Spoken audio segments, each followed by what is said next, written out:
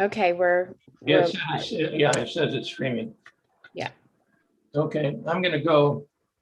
Good evening and welcome to the meeting of the Planning Board of the Village of Dobbs Ferry on Thursday evening, June 2. We welcome members of the Board of Trustees who will be joining us for item number 2 on our agenda. I want to officially welcome Valerie Monastra, who has joined as a village consulting planner. I think she's involved with us already, and I think she's going to be a good addition to the village. Thank you very much. Oh, and there you are. Yes, I am here. Accepted you finally. Okay. So great. Well, welcome officially.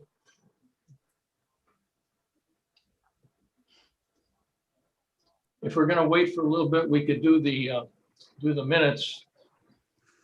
Item number 1 on the agenda is to adopt the minutes of the Planning Board of May 6, 2021. I have reviewed the minutes and don't have any comments. Does any of the board members have additions or corrections? No, they look correct to me. Good. Yeah. That's good. Then I move we adopt them. All in favor? Aye. Aye. Good. Item number 2 on the agenda is 185-191 Ashford Avenue, a continuation of the public hearing and joint meeting with the Board of Trustees and AHRB for site plan approval for proposed new use building. I would move. So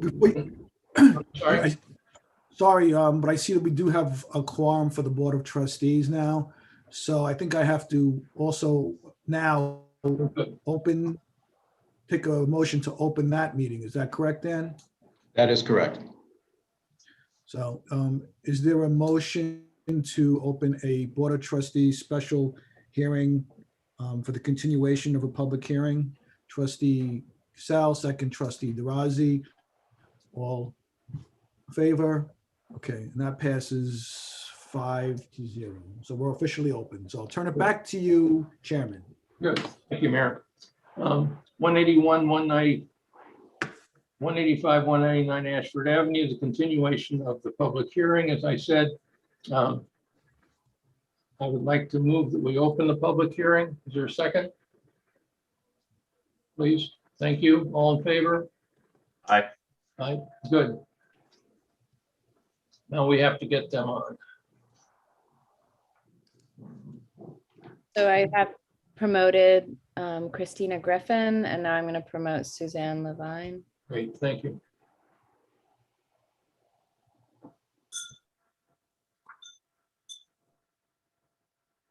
Good evening. Good evening. I'm Christina Griffin, the architect. I'm here with Suzanne Levine, the project architect, and Suzanne's going to put up the drawings for us. We'd like to show you the latest drawings and the response to the comments that we received at the last meeting. We also received the memos from the village planner and village engineer, but we just got them a few days ago, but we'll speak about that in a few minutes. So this is our latest site plan. And we were, one of the comments was to look at the existing trees on the property. We have identified those trees. So along that green buffer on the back, we're showing 2 existing trees. And there is also one actually on the neighbor's property. I just want to point it out because it's a nice sized tree, 12 inches in diameter. So like these trees are, a little bit about 30 feet apart, which is, I know they is a requirement for buffer spaces in the Dobbs Ferry Code. I want to point out the reason why the curb is where it is, because this is the existing paved area on the lot.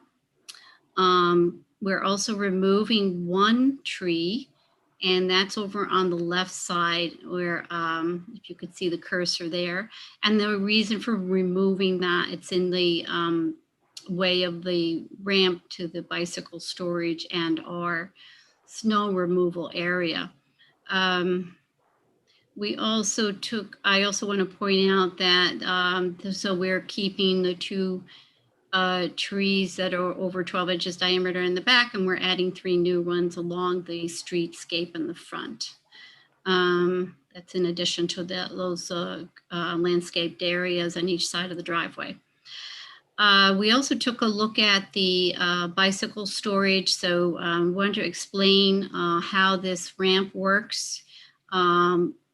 We have provided a basement plan, and that's because we wanted to show you we're including a room for bicycles that will allow up to 16 bikes with electric charging stations, and the potential for even more bicycles if necessary. There's a lot of space down here.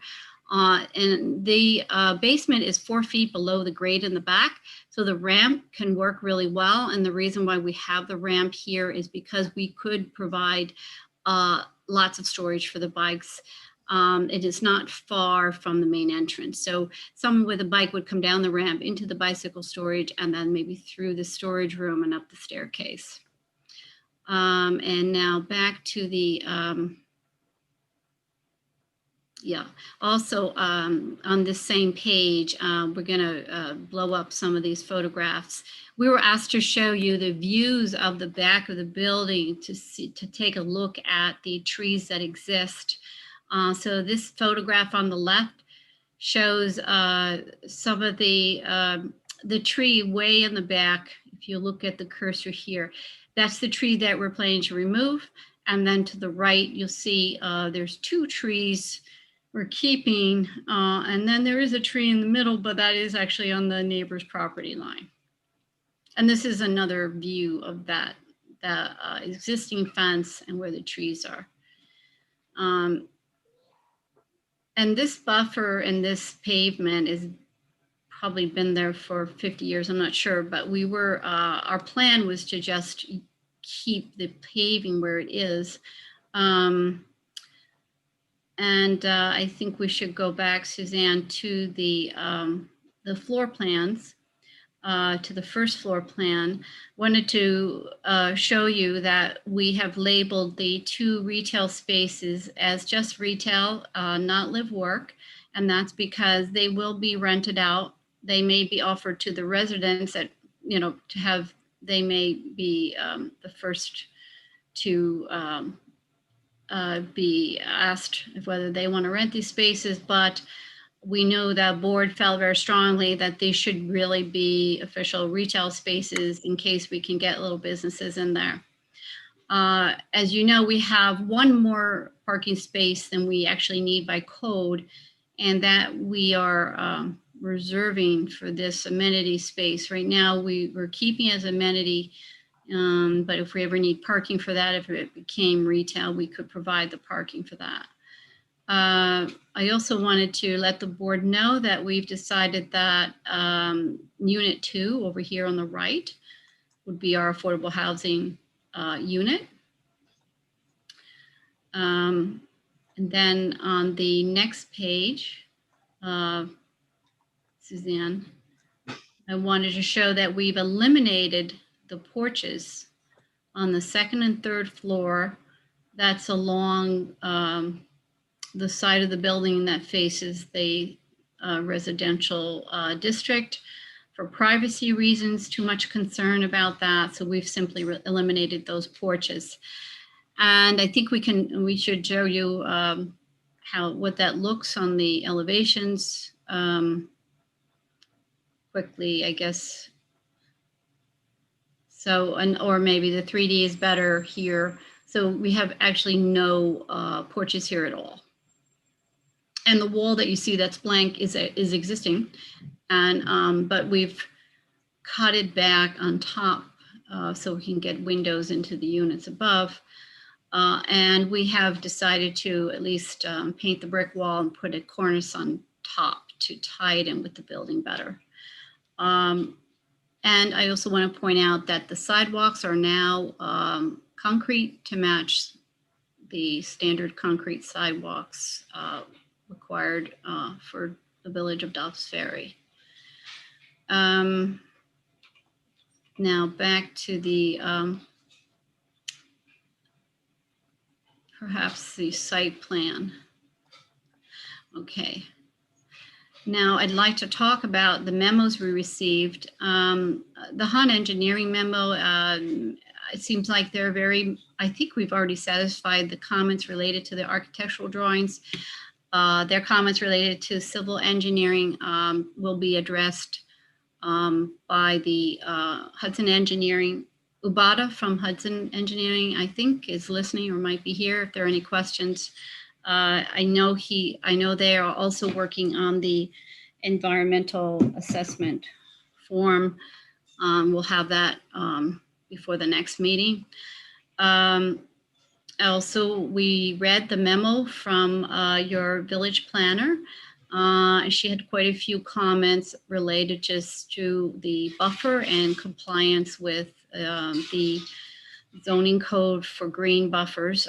We are aware that when a DT zone abuts a residential zone, a 10-foot buffer is required. We have a probably, I think it's 5-foot buffer, and that's because that's an existing buffer. And on the right, we have parking that goes all the way out to the property line. And that's actually already existing and has probably been there for many years. But at some point, we would like to make sure we're clear on any zoning variances that we might need. We know that even though it's existing, I'm not sure if we'll need variances for that. And she also brought up the setback on the left side over here, which is actually the west side of the property. The existing building is right along the property line. And even though we're cutting back part of the existing building for windows and removing some more of the non-conforming part of the building, we still have to clarify whether that needs a variance because it is an alteration to an existing non-conforming wall. I guess we are, because of the layout and the opportunity for a ramp here, we have just a fence on this side of the property line. Let's see, I think going through my list here. We also provided, we have fence details that we have now. Maybe Suzanne, you could show the board that. Yeah, we provided a fence detail, which would be the new fence that wraps around the property line. We also provided all our lighting details more details on the lighting, on our lighting plan. Not to forget, yes, they're all dark sky compliant. And back to the elevations, I want to point out that we also raised the windows in the back of the building. This is the north elevation, and these windows are now 4 feet high, and they're 8 feet 4 inches above the pavement. We will also have a signage that requires front parking, front end towards this window wall rather than backing, and no backing in of any parking of any cars. And that's the extent of the changes that we made back there. And this is the side, I guess the side elevation, just showing the removal of the porches now. So we simply have a 1-story wall. The wall pushed back for windows on the 2nd and 3rd floor. We have just showing our fence detail now on our elevations. And I think the east has actually stayed the same. And that's actually the status of the drawings right now. I think we'd like to see if we have satisfied the comments to date and see if you have any questions.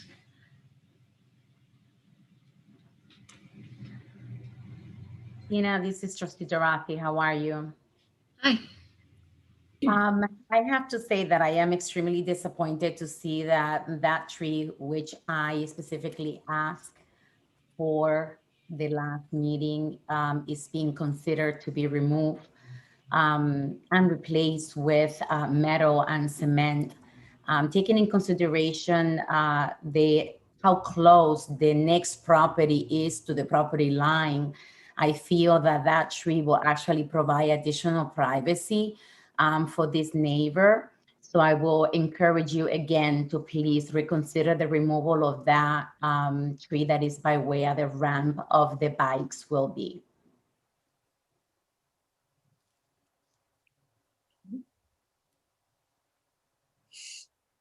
Christina, I think in one of Valerie's comments, she was talking about light in unit 1 because of the overhang of the parking area. Yes. Have you looked at that at all? You know, we just got that memo a few days ago. We're going to think okay. about it. I'm not sure how to manage that how to handle that right now, especially it affects unit 1 more than any unit. So we need to put some thought into that. Okay. I also want to mention, I forgot to mention, we did add the electric car charging stations. We can have up to 10 cars. Wow. That have charges. This will be a conduit that allows us to put as many as 10 charging stations for electric cars. Christina, it's Laura from the planning board. What is the roof look like now, as far as if you eliminated the decks for some of those apartments, do they now have access to the roof as an outdoor space? Or has this changed at all? I don't remember. The units without the individual roof decks will have the access to the common roof deck.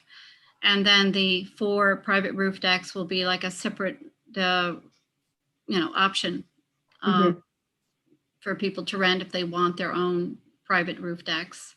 So, all the units can have the opportunity to use these decks one way or another. Okay, thank you. This is Trustee Nell. Can you show the tree that Trustee Dirazi was talking about? Because I want to understand. Oh, in the back, not in the foreground. Got this one. I thought it was that skinny little guy in the mound. Oh. I don't mean to, I haven't answered her question about that tree.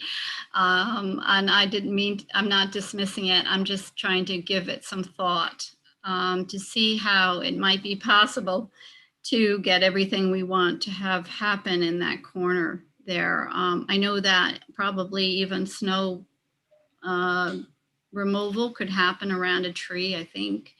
But I don't know if the ramp can be built the way it is with that tree there. So I will have to give that more thought. Okay. What kind of tree is it?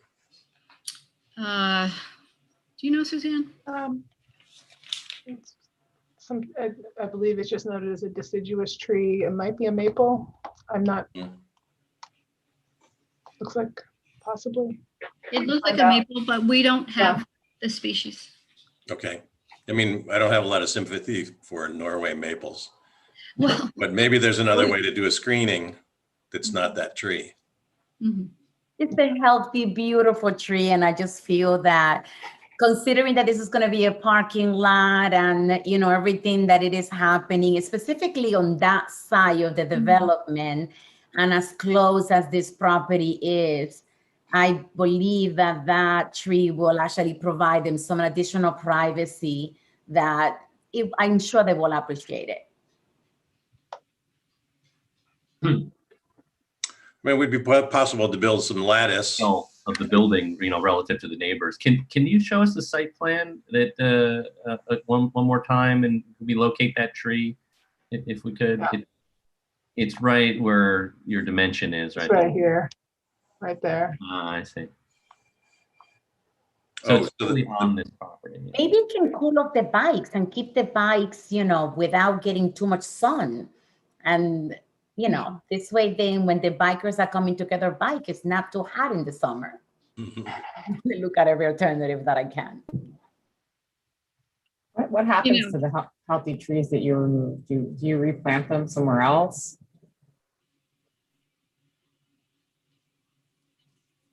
I mean, you could put up lattice and grow some flowering vines on it. Trees that they have grown outside, they're really not replaceable in my opinion. I think that even in this picture, it looks like a beautiful, healthy tree. So I really will hate to see it go. So we can try to save it, Christina, please. Try for me. Okay. I'm quiet only because sometimes a survey doesn't give you a really accurate location, So we could figure out exactly where it is, what kind of species it is, whether it's how it affects the ramp. And so I'll definitely look into it for you. My question was slightly different. Like, if you do have to remove it, what happens to the tree?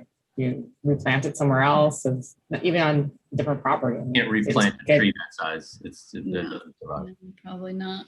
So it's just destroyed. Firewood, yes. But, we could maybe add a tree a few feet away just so that it's safe and gives a nice shade to that corner in place to replace the shading and the greenery that you have now. Probably we're just a few feet away, looks like 8 or 10 feet, 10, maybe 12 feet. We might be able to add a tree.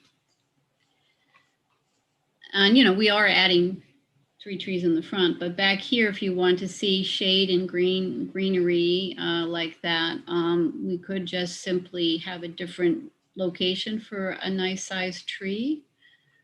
That works better than where this one is, but because I think where it is now, it really will not work with the location of the ramp. Can we move the ramp? We looked really hard at how we can get bicycle access, and we thought about whether we should come through the front or some other way into the building. And the reason why we like the ramp is because the basement's only 4 feet below, so a ramp can work really well. And that way we can have a big bicycle row and not interfere with that prime real estate that's on the first floor. Back to the first. And I don't know if we can move it without, well, it's going to affect the parking layout, maybe. Well, for the sake of the time of the meeting, Christina, if you can try, offline, I would really. I'm going to respond to your comment, and I'll make sure that we look at it more carefully. Okay. All right.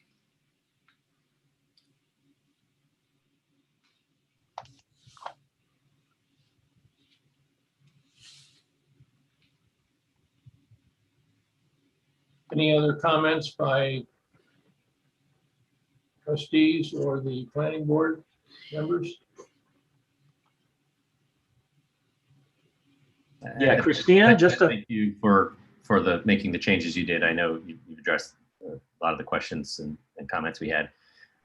We did talk a little bit about how to activate those retail spaces through change to Ashford Avenue, whether that be some kind of dedicated parking in front of the building and sort of slightly beyond, or some modification to the width of the sidewalk. I think a few things came up. I think it would be worth as you go forward with the planning board to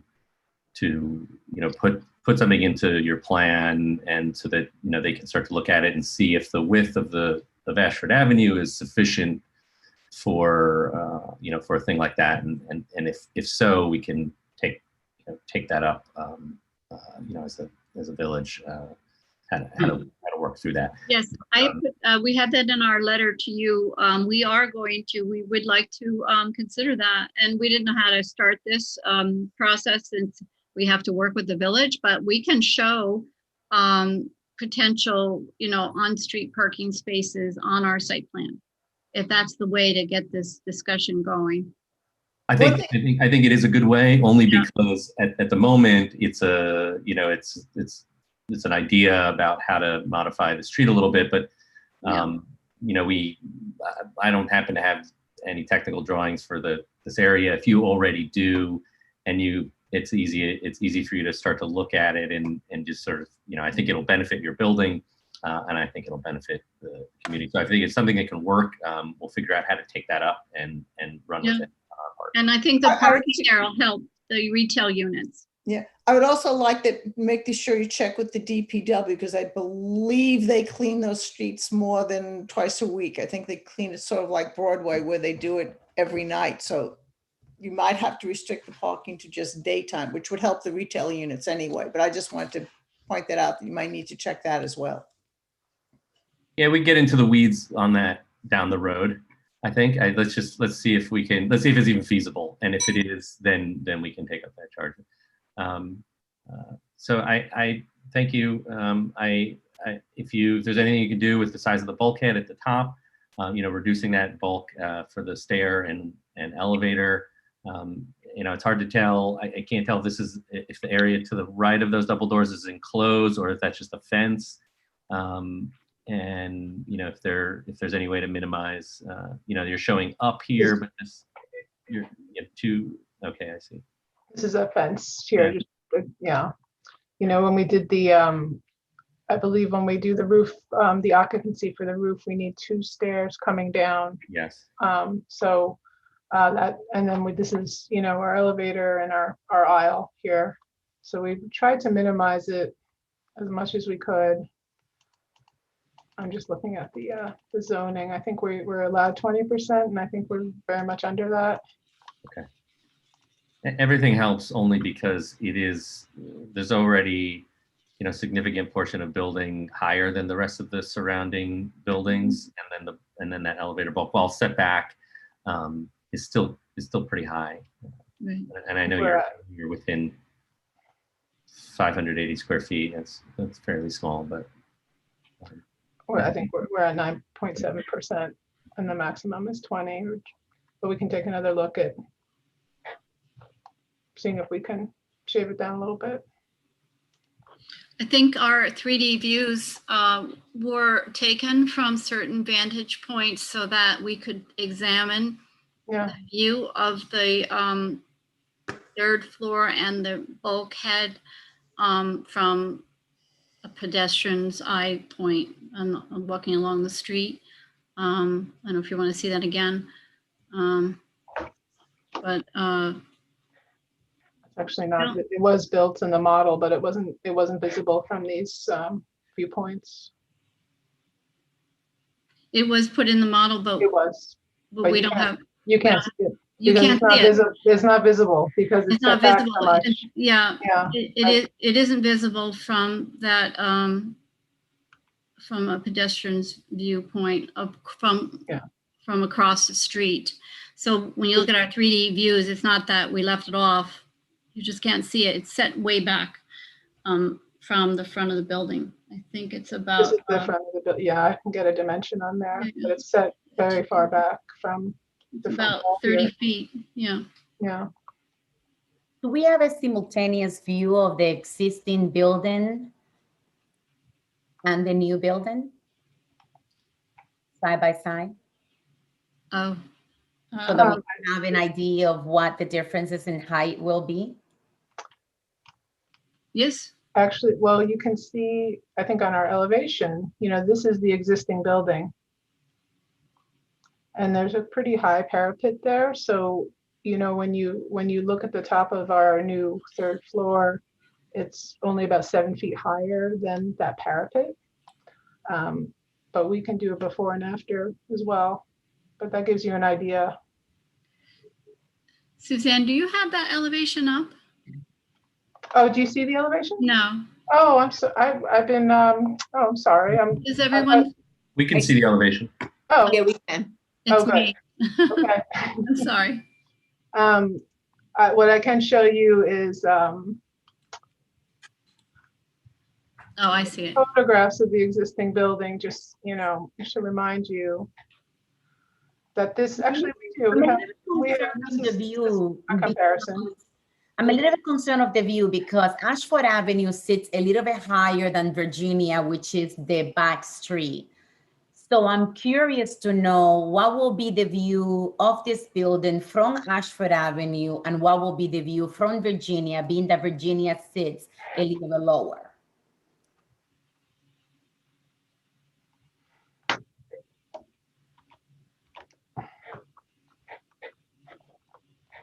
I'm just going to pull up the, we can take a look at that.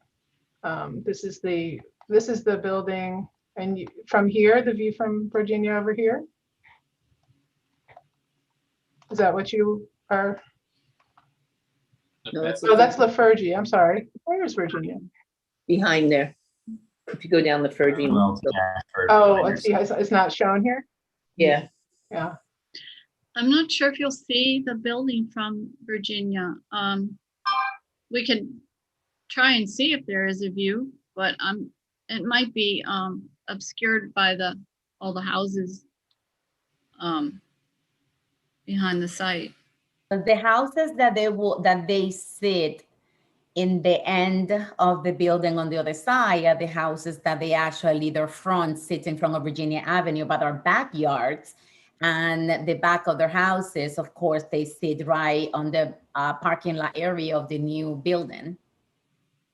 I think you can see from these pictures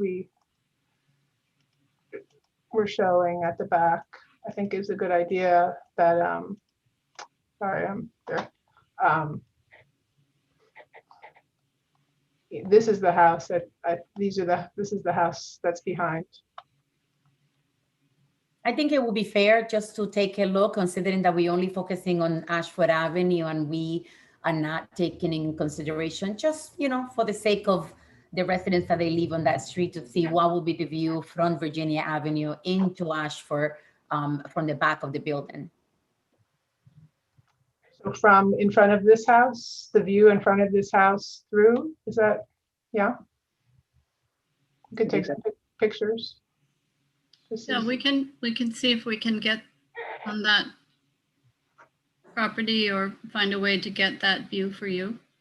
I think it will be beneficial just to see a view because that's not the only house. I believe that there is another property right next to it.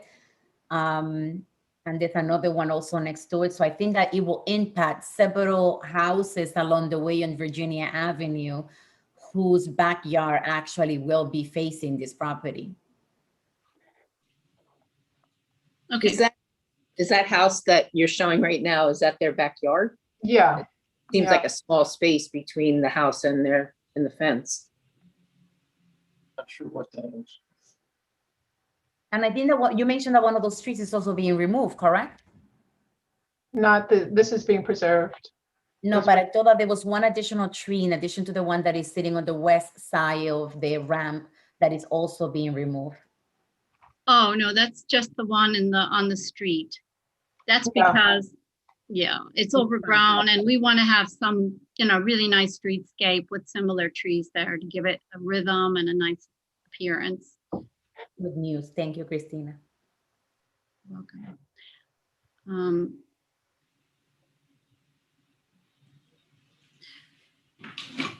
Do the trustees have any other questions, Board of Trustees? Okay, great. So I know that there's some more things have to be done. So Dan, I can't see you, but Dan, can I just adjourn this to the next? Adjourn. Yes, if it's going to be a joint meeting again, you can by motion and second adjourn the Board of Trustees special meeting until that next date, whenever that is in July. I don't think we need another joint meeting, my opinion. You do or you don't? Do not. I Thank think you. we can leave it to Thank you. planning and architecture review. Yeah, I think we could leave it to the planning board to do their expertise on this as well. Okay. I agree. Okay, I do too, yeah. okay, so then I, And you Dan, can- Well, enjoyed having you. Thank you for your assistance. thank you. And Dan, Thank you.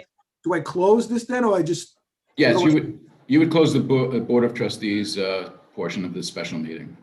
Okay, I want to thank everyone for allowing us to participate, and I'm confident that you guys will do what you guys are experts at. So we'll leave you to it, and then we'll look at it again later on. Is there a motion to close this meeting? I can only see Donna, so Donna. I'll go twice. Yeah. Second. Second, trustee Patino, all in favor? Aye. Aye. I, So that passes 6-0. So we're closing the meeting for the Board of Trustees. And thank you again, Planning Board. Well, thank you for joining us and appreciate all the comments. I think it's been very helpful. Thank you again. Good night. Good night. Good night. Thank you. Hey, Christina, are you there? Yes, I am. Do I read this correctly that the cellar level is not serviced by the elevator? Uh, No, it is, I think. No? You know, I think I have to discuss this with the owner, but I think he was thinking of maybe not bringing it down because we have the pit under the elevator. Well, I can answer that. Initially, we didn't, I guess initially when we have the storage down there, we didn't consider it, but I think now it makes sense due to the storage of the bicycle. Well, I know it requires digging a pit, but it would also eliminate need for the ramp. Yeah. I don't think we've really developed this basement level yet. So Is the ceiling height in the unfinished basement, is the ceiling height the same as in the storage room and bicycle? Yes. Yeah. Yeah. So that's really good usable space in some way. I think one thing about bringing the bikes into the elevator, that was one thing I think we were trying to avoid, because it can scuff up the finishes in the elevator. That was one thing that traffic committee pointed out, that it's nice to have a separate entrance to the bike room if possible, but I agree. we can look into, but it's bringing the elevator down there. But I'm not sure if it's the best use for bikes. Can I jump in here real quick? Suzanne, can you show the sketch that we discussed about the alternate ramp? Yeah, I can bring that up. We discussed an ultimate plan for the ramp that would give a little more buffer. I'm not sure that we could save that tree because the building is getting a little bigger and it's kind of full, but maybe we can get some other, 15 or so foot trees to screen that a little better. Let me zoom in here. We were looking at moving the ramp.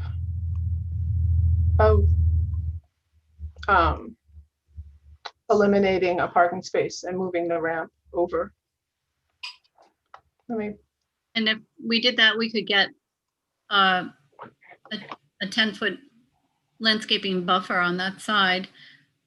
But, there are pros and cons to the scheme because if we eliminate the space, then we could never make the amenity space a retail space. It wouldn't be a parking spot for that space. Mm-hmm. Also, this plan, this is actually in response to a comment from the village planner. We could widen the buffer area in the back by changing the way it is now and take advantage of the property there that is beyond the 24 feet that we need for turnaround space in back of the parking.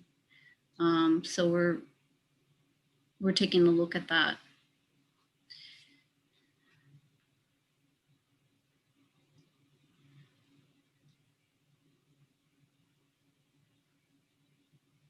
And we would need that little space behind the ramp just so parking space number 11 could back up into Right. that Right. little space there. And we could store snow in that location. Okay.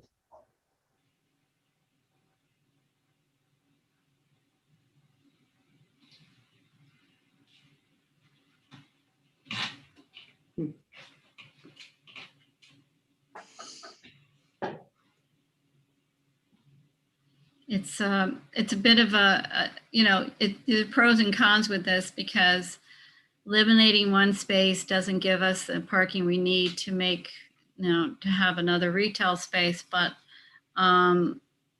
if we leave it the way the previous scheme was, it's really very similar to the way it is now, where there really is not much of a green buffer there except for that tree. And we can replace that tree. I agree.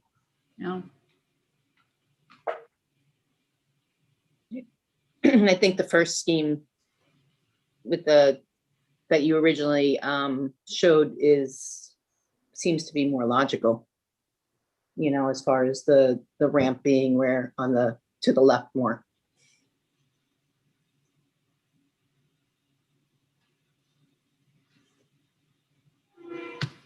I have to say, Christina, it's I really appreciate this, your team and your efforts into creating this building to this point, because it really, in the beginning, I thought it was going to be really massive, which it is. It appears to be massive in the elevations, in the drawings, but then when you show the 3D and the way that you set it back, it doesn't seem to be as invasive as I thought it was going to be from the beginning. So, I can see that you've really worked really hard to accomplish this to where it is now. So I just want to say thank you.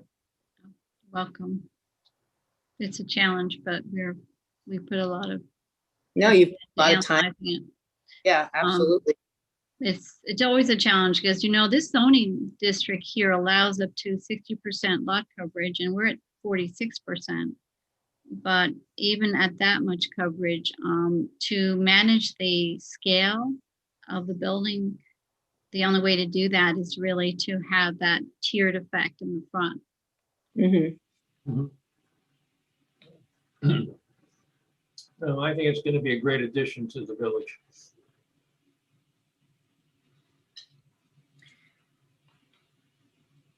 I agree. So where do we go from here? Well, I think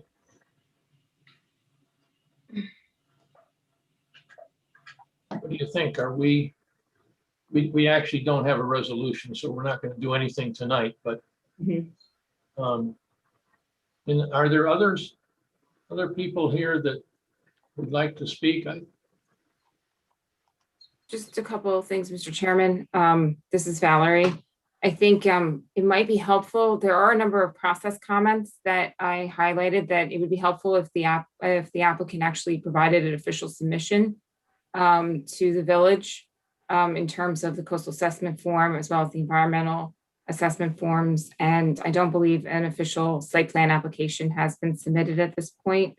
So I think in terms of process, it would probably be helpful before the next meeting to do that, as well as maybe work with the building inspector to identify which zoning variances are potentially required as a result of this particular project. I mean, that way also, if they have to go to the zoning board, that process also begins as well as part of this. Thank you, Valerie.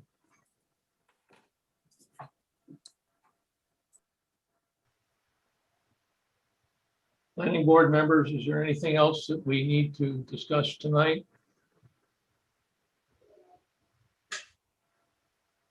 I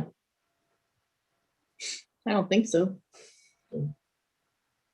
I think this has come along a long ways, and it's looking pretty good. What do we do to formalize our response to this? The way this goes to the Board of Trustees next, right? Right. Yeah. So unless they have to go to the zoning board. Well, yes, I guess we need the final, your final plan, Christina, that is going to get voted on. I think in the last meeting, Ed did mention on the left side, because it was a non-conforming area that we were disturbing and lowering, that we might need a variance on that. But I guess we can ask him that question, I guess. Yeah, you. I also think there's a couple other areas that I highlighted in my memorandum of that might need either a waiver ultimately on the from the village board or zoning variance. And one of the things I highlighted was the height itself, that an interpretation from the building inspector is probably necessary, especially dealing with the parapets, the bulkheads, and then the overall height of the building. Right. But yeah, we plan on reaching out to Ed Manley just to clarify the height. You know, the questions that were in your memo, we're going to take a look at and see if there's some questions about exactly how we measure that parapet height and how the bulkhead is included in the total height. Also questions about the buffer along parking areas, whether those areas need variances, even though we're showing what's existing, but I don't know if that needs a variance, if it's going to be part of a new project. But we're going to see if we can get some clarification on all these questions that are in your memo, Valerie, and make sure that we know, if we find out, you know, what kind of variances we might need for this project, because we're not really clear right now about that.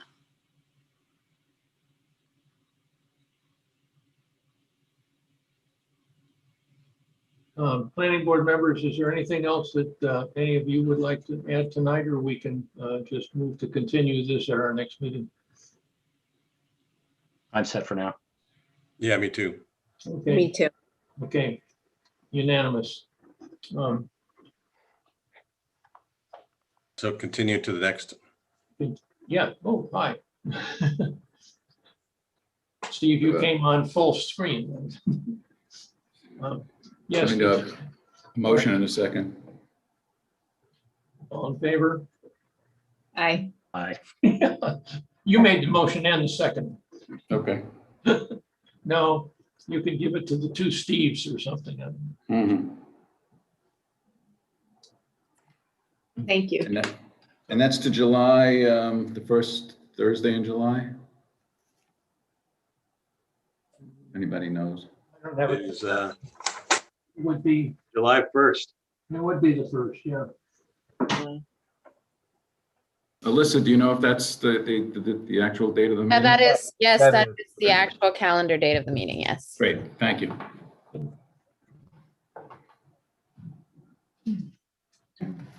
Okay, so we have moved and second and voted to continue this at our next meeting. And we will go on to agenda item number 3, 30 Heather Way. It's to tonight to finalize the site plan resolution for proposed interior alterations in garage and addition and expanded driveway. The history on this, as you may recall, is that we approved this application at our May 6th meeting, but we did not have a resolution available that night. So we now have a resolution available, which I will read. And then we can move forward. This is 30 Heather Way. Village of Dobbs Ferry Planning Board resolution granting site plan approval for the construction of a single-family residence addition with driveway expansion and related site improvements at 30 Heather Way. Whereas Sarah Smith and Edward Schwartz, owners, have applied for site plan approval to construct an addition to a single-family residence and driveway expansion to make related site improvements, including a retaining wall and stormwater mitigation system on property at 30 Heather Way and denoted on tax assessment maps as section something block 15 and located in the OF6 zoning district. Whereas the following plans and documents were submitted as part of the application, it lists about 10 or 12 things that were submitted and reviewed by us. Whereas the planning board is familiar with the site and the surrounding area and the proposed improvement plans, and at their meeting of May 6, 2021, held a duly noticed public hearing and all comments were considered. And whereas the planning board has reviewed the staff reports prepared by James J. Hahn Engineering dated March 30, 2021, April 27, 2021, and May 13, 2021 for the subject application. And whereas the proposed addition, driveway expansion, retaining wall, and related site improvements are herein proposed as herein constitute a type 2 action under the State Environmental Quality Review Act, SEQA, and is therefore exempt from further environmental review. Now therefore be it resolved that the planning board of the village of Dobbs Ferry hereby grants site plan approval for the subject application conditioned on the following. One, that all applicable provisions of the county, village, county, and state regulations should be met.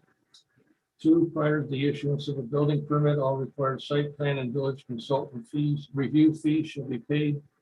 And all items in the village consulting engineer's memorandum dated March 30, 2021, April 27, 2021, and May 13, 2021 shall be addressed to his satisfaction. The following language shall be added to the plan. Subject to all requirements and conditions of a June 3, 2021 resolution, the planning board of the village of Dobbs Ferry, New York, any change, correction, or modification, or revision of this plan absent reapproval from the planning board shall void disapproval. Be it further resolved that this resolution shall have an effective date of June 3, 2021. I would make the motion. Is there a second to approve? Second. Second. Somebody. Oh, Alan, thank you. All in favor? Aye. Aye.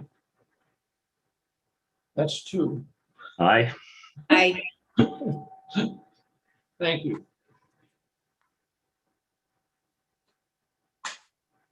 Then I hereby attest that the resolution was approved by the planning board at its June 3 meeting, and then I've been authorized to sign this resolution by the decision of the planning board. Thank you very much. And now we can move on to item number 4. Actually, Mr. Chairman, a unrelated question. I will not be around to the July 1st meeting. I just want to make sure others will, so we have a quorum, or you have a quorum. I'm here. I should be here. Yeah, I should be around. That's a quorum. I think Lane will be back too, probably. And I don't know, is Peter here tonight? I don't know. Yes. Yes. I will be here. Good. Oh, well, we're Thank you. over. You'll be missed, Alan. That sounds good. How sweet. But good to check. Okay, the next item on our agenda. Once I find the agenda. Item number 4, 49 Clinton Avenue, continuation of pre-submission conference for the proposed new classroom building on Masters campus. Good evening, Mr. Chairman, members of the board. Brad Schwartz from Zarin and Steinmetz representing Masters. I'm joined tonight by Ed Biddle from Masters, as well as our architectural team and engineering team. We were here last month, as you'll recall. I'll quickly run through the same slide deck that we presented last month. Jennifer Olson and Lissa So, the architects, are here. If you have any questions, please stop me, and they'll be glad to go over any of these drawings again in greater detail. But since we did do a full presentation last month, I thought I would just quickly go through the slides as a refresher. Thank you. So this is the site, which I know you're all familiar with, generally bounded by Clinton and Esterwood. As we zoom in a little closer, the orange rectangular shape here is a proposed Innovation and Entrepreneurship Center, or again, as we call it, the IEC for short. It's about 500 feet from Clinton Avenue. We have provided a site section showing the views from the residences on Esterwood, and given the topography and the existing vegetation, we don't expect there to be any adverse visual impacts of the proposed new educational building from Esterwood. And this is the site section down here that we had shown. We had also provided the landscaping plan showing the greenery around the proposed building with the bioretention garden off to the side here for stormwater management. The architects had also presented elevations of the proposed building. This is the west and the east elevations, and the south and the north. And last, we had shown a couple of slides of site context rendering showing how the proposed educational building would fit on the master's campus in conjunction with the other existing educational buildings.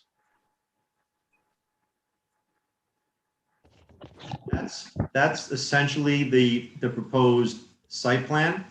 At the last meeting, we did not have the comments of the village engineer, village planner. We have now since received those in the last couple of days. All the comments are fine. We'll address them in writing in advance of the July meeting. There are two comments I just want to briefly address tonight.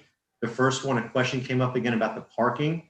I just want to reiterate what we had explained at the last meeting. There will be no new parking, no new traffic.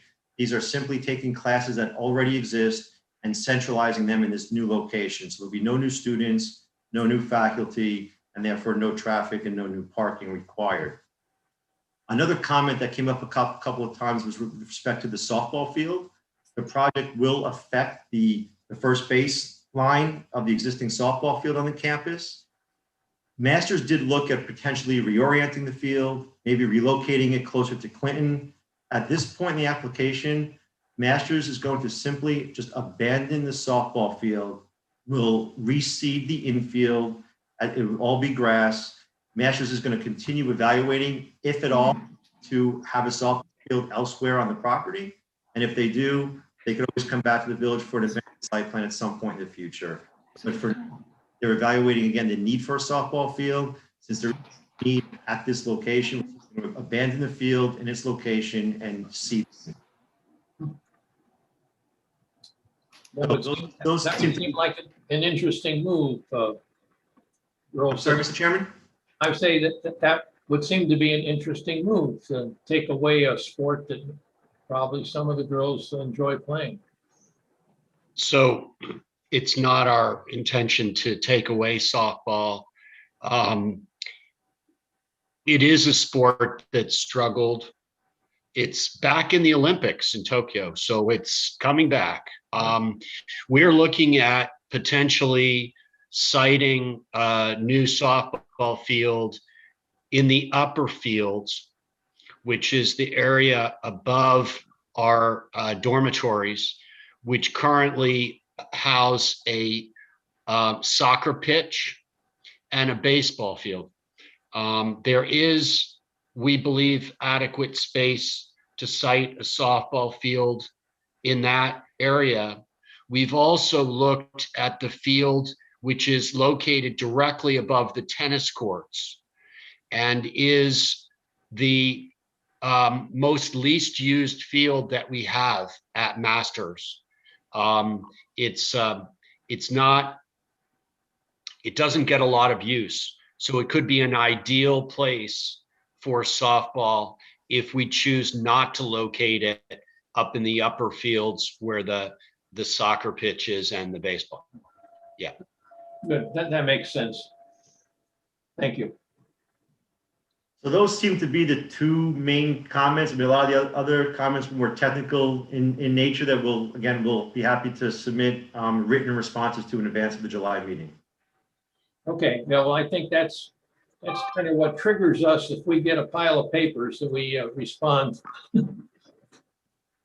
I'm just curious, so the spaces that you're removing the students from to reposition them in this new building, what happens to those spaces? Yeah, that's a great question. So we have a kind of an interesting 1970s era dining hall, which was designed with a very modern open lobby that had entrances on two sides. Because of the need for space, that area, that has been enclosed and turned into one of the primary locations for our IEC activities. So that houses our computer science, our robotics, our maker space. That really should be, if you visit our dining hall, it really should be a lobby and a hangout space for students. It doesn't serve us well to close it off and turn it into these types of classroom spaces.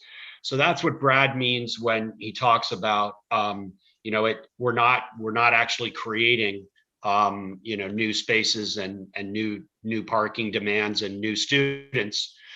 We're taking spaces that have been forced into a new use and bringing them back to something that is of greater service to the school. I see. Thank you.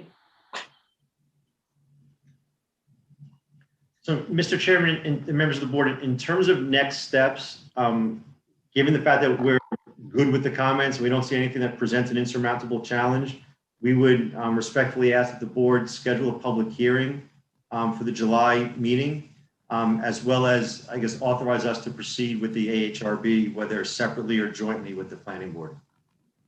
Well, I guess I'm a little, confused is the right word, but generally the process is that we get paper or more information before the first meeting, let alone before the second meeting or the third meeting. I mean, you've shown us pictures, you've talked about it. I think we understand what's happening. We understand some of the impacts that you're saying it has, but frankly, we haven't had anything that we can really look at by ourselves and come to some judgment on.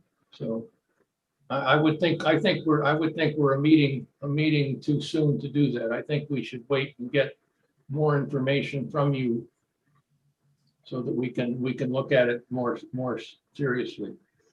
And just to make sure, the board has had a full site plan application. So the only information that would come at the next meeting would be the responses to all those comments. So full set of drawings has been submitted, both site planning, site civil, and architectural. So we will provide comments, written comments in response to, again, the village engineer and village planners memos for that July meeting. So no, that's interesting. You say you've submitted drawings and everything? Yes. Other planning board members, have you gotten any paperwork on this? I have not, no. Not that I know of. I haven't gotten any. There's nothing up on the website regarding that. Is that just a miscommunication or? So as far as architectural drawings, I haven't seen like the layout of the building. I haven't seen anything. No, I don't know. Maybe I think you should check with the. Yeah, we received it. I have a whole full set of drawings here. You do? Yeah. Oh. Yeah, we submitted 12 full packages. I'm looking at them. Two or 3 months ago. Yeah, Mr. Chairman, my recollection also was that they were submitted. Yeah, they're all here. That's interesting because I haven't seen a thing. So we have most of them electronically. So if it would be helpful to the board, I can send those over tomorrow. Okay. To the board. They have submitted a very detailed application. They have submitted secret documentation and also a number of letters, and they also have detailed drawings as well. I believe the chairman requested paper plans, right? Right, Steve? Yeah, but they say they sent them to the village. That's what's confusing me. Mm-hmm. Yeah. Well, somehow they didn't make it to the chairman. For me, needs paper too. So I'll follow up with Pat. Maybe Dan and I can follow up with Pat to try to get you out the paper copies. And then in the meantime, I'll send you over the electronic copies. So at least you have something for your record. Okay, thank you. Thank you. Good. Well, Can we also get posted to the projects under review page? I'm sorry? Can we also get the plans posted to the project under review page? Yes. Thank you. For the village. Yeah. Yeah, We we did. did electronically as well as 12 full sets, both for the Board of Trustees and for the Planning Board. So I apologize if it didn't get the board members, but we did. I'm surprised because the building department is, all over that kind of thing. And it wasn't just the drawings, it was the They're application. actually on the website from the last planning board meeting. Yeah, that's where I found them. So if you go to if you scroll down to the planning board from May 6th, all those documents are there. Okay. In addition to the drawings, it was the application forms, the EAF, the stormwater narrative, so that there was a lot of information provided. And that's the information that Han and Valerie had commented on. So, all right. So, I guess, Mr. Chairman, in light of the fact that we have made a full application, I understand you haven't had a chance yet to look at the paper drawings. So I'm cognizant of that. I hear you. But we would appreciate if we could, just to continue advancing this, if we could at least schedule the opening of the public hearing for July. I understand that you're going to be looking at the plans and you may have further comments and questions, but we'd like to keep moving the process forward just so we could target, hopefully starting construction sometime later this year. Okay, let me canvass the other members of the board. Would that be appropriate, or would you be ready to go for a public hearing next time? I would. Yeah. Yeah, since the plans are since they're all online, the public can see them. Yeah. I think it's appropriate. Okay. Yeah, I've now found them in the May meeting section, so. It's pretty complete. Okay, good. Well, then I would move that we call for a public hearing at the May meeting. Second. Okay. Third. All in favor? Aye, okay. Aye. Good. Thank And you. that's on July 1st. Thank you very much. You're welcome. Thank you. One other procedural question, I guess, the HRB. Given where we are, is it okay for us to also proceed and submit to the HRB? And would your board like to hold a meeting jointly, or should we go to them separately? Well, go to them separately. Yeah, but we'll wait for that till the public hearing, and then next time we could set the AHRB. And you could go to both at the same time. Okay, so Dan, so we come to the public hearing in July, and then at the July meeting, then you authorize us to go to the HRB in August? Yes, after they get a chance to review the plans more, then you could probably go to both boards at the same time. Okay. Okay. Good. Well, I look forward to seeing you next month then, and hopefully we can move a little faster. Sorry there was some mix-up. Terrific. We'll clear everything up. Thank you for your time this evening. Yeah. All right. Thank you. Thank you. Thank you. Thanks. Thank you. Good night. Next meeting on our agenda is 3 Crescent Lane, public hearing for site plan approval for proposed retaining wall and Slate Terrace. Oh, you skipped 35 Hillside? I'm sorry, what? 35 Hillside? Oh, 35, sorry. I went. Skipped one. I'm sorry. 35 Hillside, public hearing for site plan approval for proposed landscaping and exterior spa. Oh, that's a good one. Got it. Sorry. It's okay. Let it slide. So we were here last month. It's for this small landscaping project at 35 Hillside. Would you like me to go through the drawings again, or just speak to the engineer's comments? There was really only one that was spoken about last time. Put up the drawing real fast, just to refresh our memories. Okay. All right. Okay. Are you seeing? Yes. Yeah. Well, okay. So 35 Hillside Road, landscaping and spa, and this is the house on Hillside Avenue, and this is the yard that we're proposing, the little sort of plunge pool / spa and landscaping, all within the existing fence enclosure here. Again, it's up just above the aqueduct. This is a view from the aqueduct, both sides, north and south, looking up at the house. So the landscaping and the little plunge pool are going to be in this zone. In fact, the pool is going to be right there. Again, this is the property where it's going to be placed. The pool is right here. And this is just the neighboring area, which I won't go over. And there was one little, I guess, question last time. It's really the only one that of any issue that on the survey, it refers to this as a this zone as a retaining wall, and it's really not. It's just some loose stones, and the plunge pool is on this side, of course, of the fence. And this entire bank is a lot of mature, large trees, and this retaining wall. And there's no, again, there's no real retaining wall, so there's no concern of any effect the pool excavation may have on this wall or this bank above the aqueduct. And this is the survey.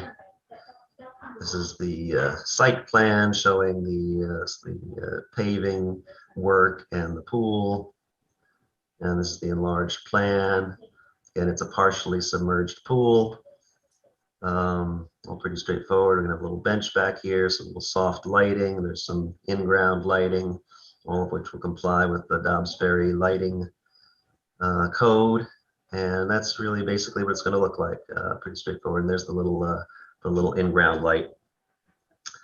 So yeah, the only comment I guess we responded to, like I said, was this concern about the grade, and then just a little comment on how we were dealing with the groundwater, which is really with just some perimeter French drains that will absorb the water from the new paving and the pool area. Okay, anyone have any questions or comments on this? Is this plan approved by Mavis Kane? I'm sure it would be. As long as she gets to dip in the pool.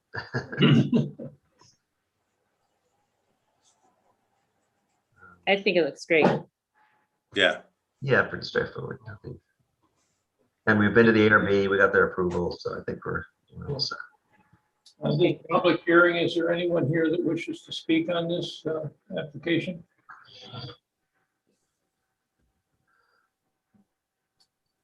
Okay, then I would move to close the public hearing. Is there a second? Second. All in favor? Aye. Aye. Thank you. And I happen to have a resolution here. Very good. I have one hand raised, actually. Oh, okay. Although they put their hand down. Let's just clarify. Does anybody have anything to say? No? Okay, sorry. Okay, no. Now you might want to stop screen sharing. Oh, okay, all right. Thank you. Oops. There you go. Okay, Village Dobbs Ferry Planning Board resolution granting site plan approval, property 35 Hillside Avenue. Resolution of Planning Board approval, background, whereas Randall Meyer and Tim Newport, the owners, are seeking site to construct a pool, new patio, and install landscaping at one family dwelling.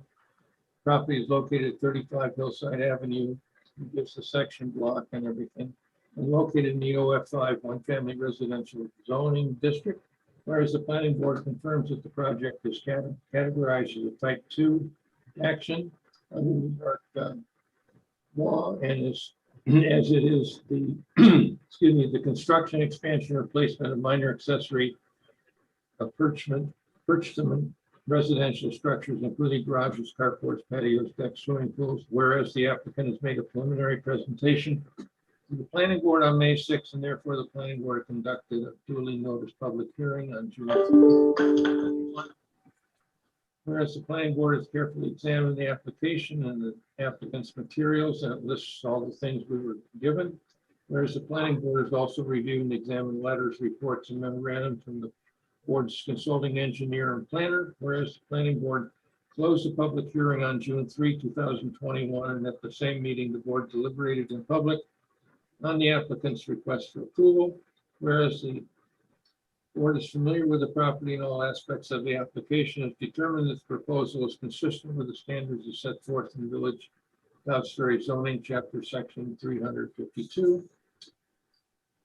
Now be it resolved, the planning board determines that based on the findings and reasoning set forth below, the application of site plan amendment is granted subject to conditions set forth below.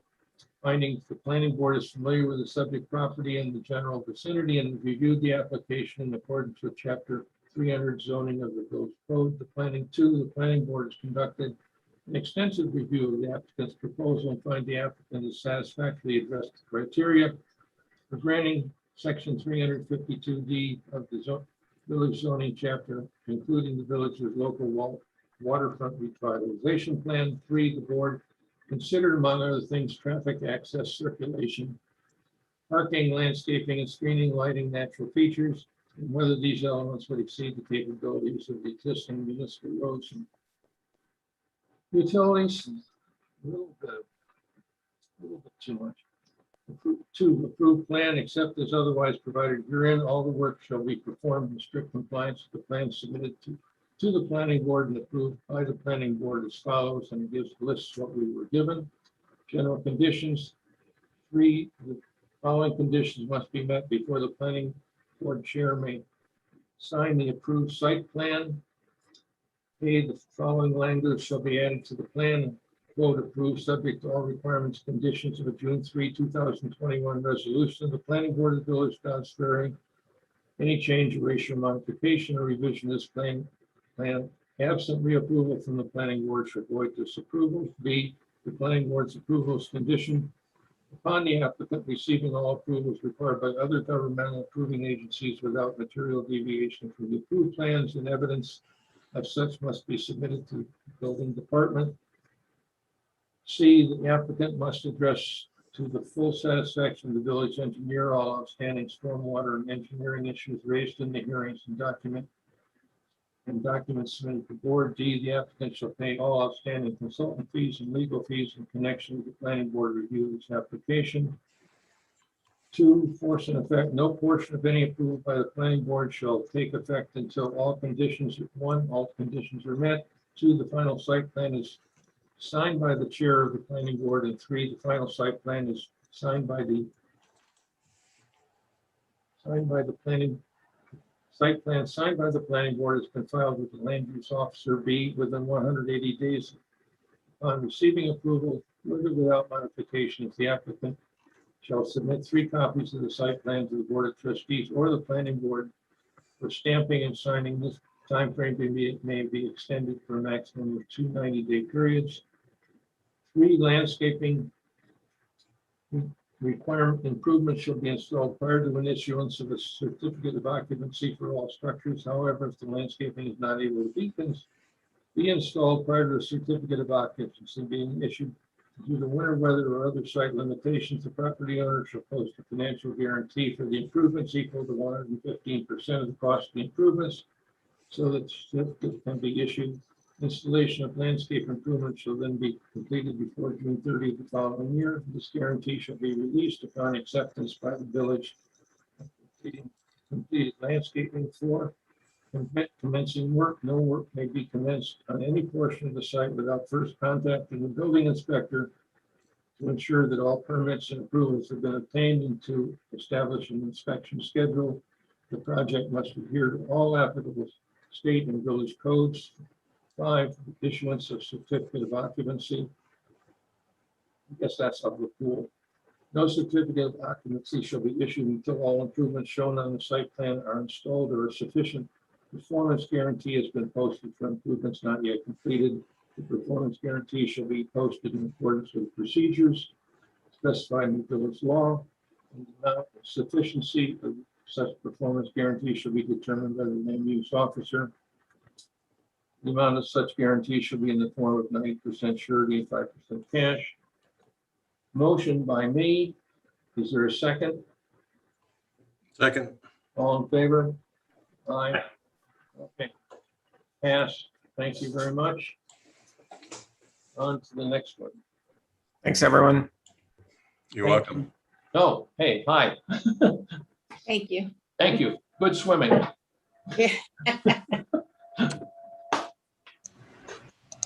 Next item on our agenda, item number 6, 3 Crescent Lane, public hearing for site plan approval for proposed retaining wall on Slate Terrace.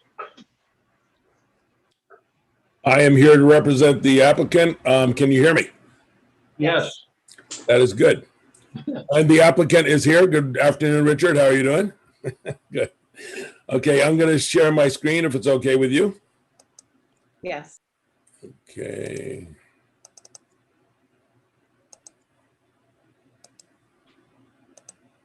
So at the last meeting, we were hoping for a waiver, but didn't get that. So we're here with a public hearing. And I think we've got some good information that'll help you understand it. We've also gotten comments from the village planner and the village engineer. And I think we're in a position to answer all of those and address them. So I don't think any will be a problem. This is the actual survey of the property. I've reoriented it here so that you can see it a little bit better because this is the orientation of all of our drawings. It's on a corner, Hickory Hill Drive and Crescent Lane, which if you look at this aerial location map, you can see how the road comes up and this house is right at the bend. Also, when you're coming down, cars coming along, it's at the bend. And one of the primary concerns of the applicant is being able to provide a safe place for his children to play. So the goal here is to create a nice side yard that's a relatively level playing area and to do some repair work in the back with an existing slate terrace. We're going to convert that to bluestone and provide provisions for a future hot tub. This is, we don't really need to go through this. This is just the erosion sediment control plan. Here is the site plan. You should have gotten all this submitted. Here's a enlarged version I can walk you through. Here's the existing house, addition on the side. There's an existing slate terrace out here, kind of this dashed line is the limit of it. We're expanding that towards the east, or actually towards the south. It's a relatively limited backyard. I've got some photos that I can show you in a minute, but we're trying to make good use of it. One of the things I want to clarify is we've got a, basically the idea here is to have like a proposed outdoor kitchen. I think there's a little confusion on that. What we're really talking about is a, impervious surface here where you can set a barbecue against the retaining wall and put some coolers and things like that so they can have a place to cook out in the backyard. There's no structure being built, no accessory building or anything like that. The biggest part of this project is building a retaining wall over here in the south yard. We've proposed a retaining wall that goes from basically blend with existing site, maintaining a top of wall at 113. The exposed portion of the wall that will be the greatest height is right down here, where it'll be 3 feet high. We've got a continuous planting bed that's located in front of that. All of the planting we're proposing is on the property, nothing in the right of way. Although here, if I move to the next, well, actually, one other thing, there are existing retaining walls back here, and this is a photograph of those retaining walls. The owner of the property likes the retaining walls that they have and would like to continue that concept. So the walls that we have proposed, or the wall that we proposed, is that same method of construction. Here's more details of all that. Erosion and sediment control plan again. Storm drainage that we've introduced because we are increasing the impervious surface area. We're picking up the water from the terrace as well as from the window wells. So that we'll be able to control that on the site. It'll improve conditions. Here's the landscaping plan. We are proposing 3 street trees. One of the comments from the village planner was that we're showing the trees immediately inside the property line. And of course, the reality is, we're going to dig a hole. So we might need to shift those a little bit so that the root ball is fully on the property. If that's a concern, we will do that. I think it's nice that there'll be 3 street trees here, which help give shade, as well as, improve the whole look as you're coming up and down the street. We've made a change as recommended by the village planner. We have proposed a Japanese holly, and instead, because there's some concern with that at this point, so we've changed that to an American holly, which I think the indication is that that'll be acceptable. There was also a notation that the proposed 8-foot deer fence would necessitate a variance. I thought we had actually allowed 8-foot fences without variances, but if the maximum is 6, we'll limit it to 6 feet. Here are just some photos. This is the house on the corner. As we come around, here's the house from the side. This shows where the height of that wall will be. This is where it'll be 3 feet high. It maintains this consistent height across the top, fully on the applicant's property. This is a existing large tree that has already been approved for removal by the tree commission. So that tree will be coming down. We'll be planting some new material in there to provide screening. It was also noted that there appeared to be a discrepancy. We refer to planting 3-foot trees or 3-foot shrubs, and then we label on the plan that we're trying to create a screening of 6 to 8 feet. That's 3 feet at time of planting, with the intent that it'll be tall enough that it'll give them the privacy that they're desiring. So I think it's just clarification, not an inconsistency. Here's the backyard. There is another component of this, which is we want to provide the area for the hot tub here. There are 2 air conditioning condensers. We're proposing to move those with the shrubs. We're going to take the shrubs and reuse those. This was one of the concerns actually expressed at the last meeting of if we're moving it to the side, is that going to be injurious to the neighbor? I'll address that in a sec. This is just more detail of the existing slate, the area that's getting expanded, the existing retaining walls. And then this is looking back towards the street. That's the pine that comes out. This is looking at the house next door, which is very close. And of course, those air conditioning, those condensers right now are close to this house. Here's where we're proposing to put the condensers. Here's looking back at that. So those condensers would be right against this wall. This is actually a fairly healthy sized side yard, significantly increased from what the requirement side yard is. Here are the 2 houses, proximity to one another. The separation between the 2 houses is a well-established screen. Those condensers would be here, screened from the street with the existing shrubs.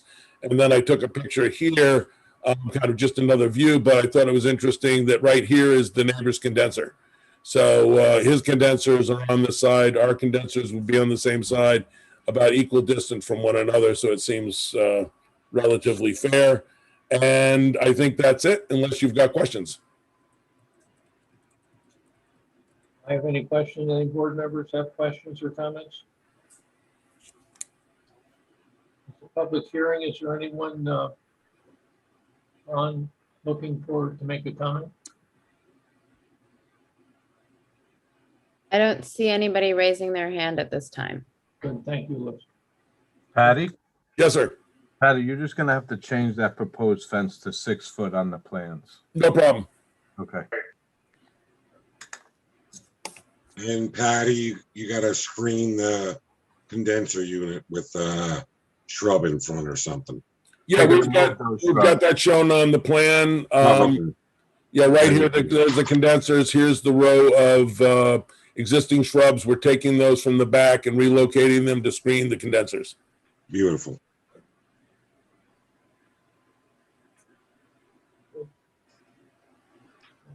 Last call, public hearing. Is there anyone that wishes to speak on this application? Hearing none, I would move to close the public hearing. Is there a second? Say second, somebody. Second. Thank you. Second. All in I favor? will stop sharing so you can see each other. Aye. Aye. Thank you.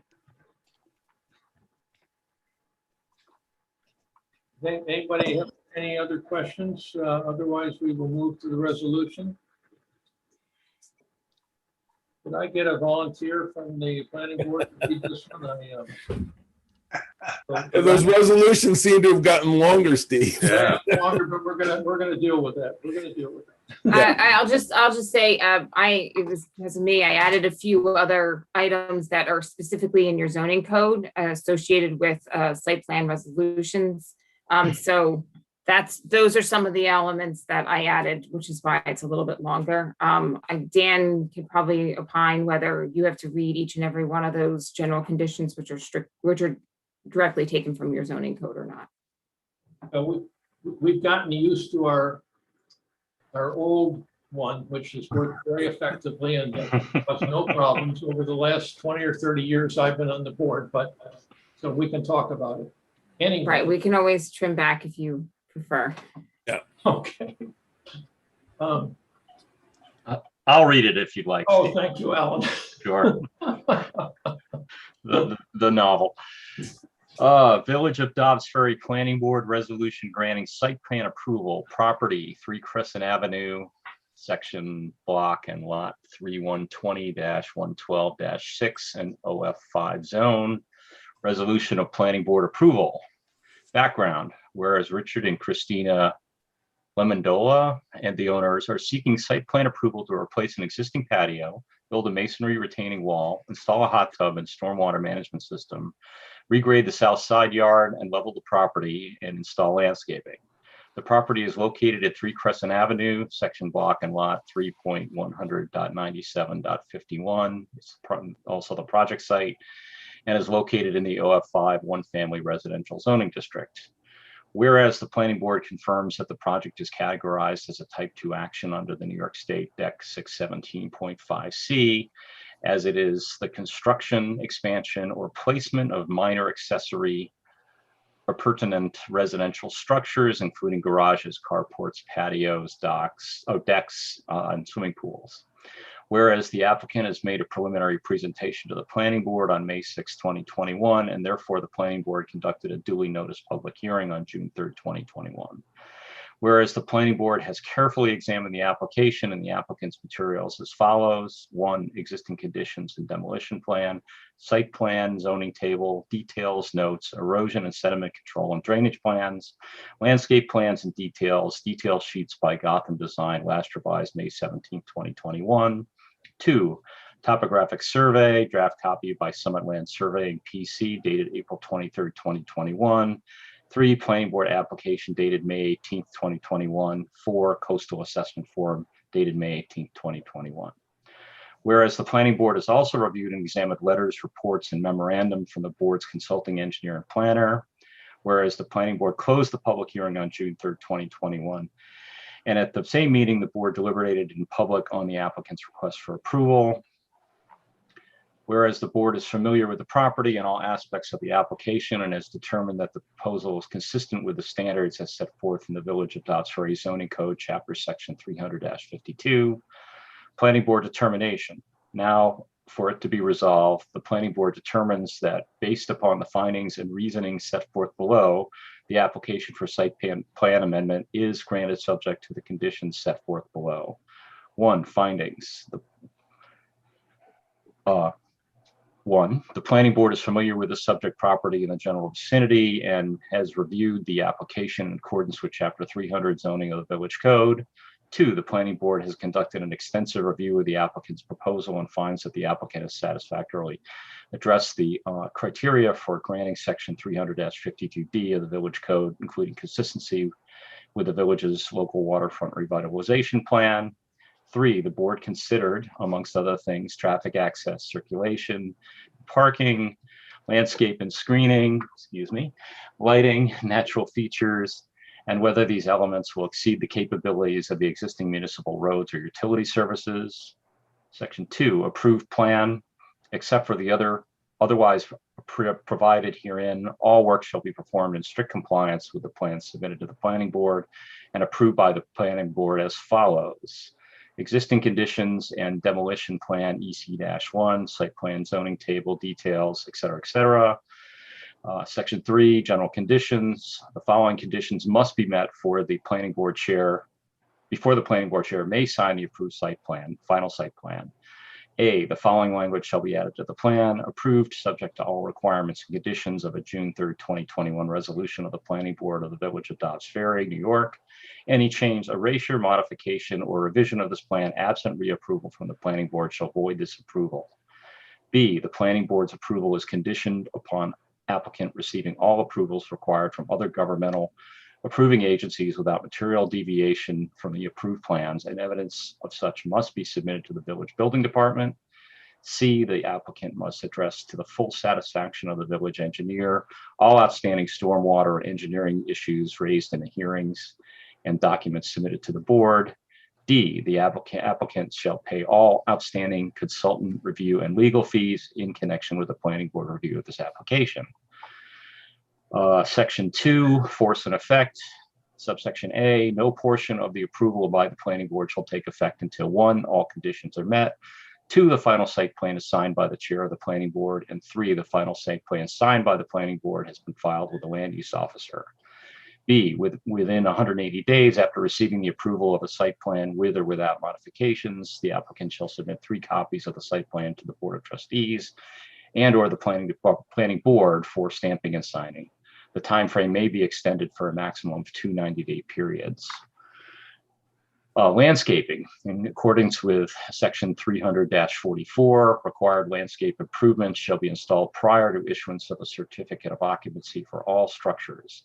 However, if the landscaping is not able to be installed prior to the certificate of occupancy being issued due to winter weather or other site limitations, the property owner shall post a financial guarantee for the improvements equal to 150% of the cost of improvements so that the certificate may be issued. Installation of the landscape improvement shall then be completed before June 30th of the following year. The guarantee shall be released upon acceptance by the village of the completed landscaping. 4, commencing work. No work shall be commenced on any portion of the site without first contacting the building inspector to ensure that all permits and approvals have been obtained and to establish an inspection schedule. The project must adhere to all applicable state and village codes. 5, issue a certificate of occupancy. No certificate of occupancy shall be issued until all improvements shown in the site plan are installed or sufficient performance guarantee has been posted for improvements not yet completed. The performance guarantee shall be posted in accordance with the procedures specified in village law, section 7-725A or section 7-730 as applicable. The amount and sufficiency of such performance guarantee shall be determined by the land use officer. The amount of such guarantee shall be in the form of 95% surety and 5% cash. Motion by me. A second? Second. You have a second? All in Peter favor? seconded it. Peter already did. All right, thank you. Good.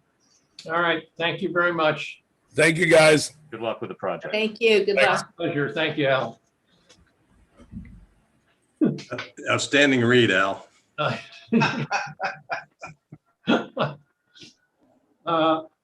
Item number 7, 156 Palisade has been is not on. It's been taken off the agenda. We move to item number 8, 11 Myrtle Avenue, pre-submission conference for site plan review for proposed full rehabilitation of existing house.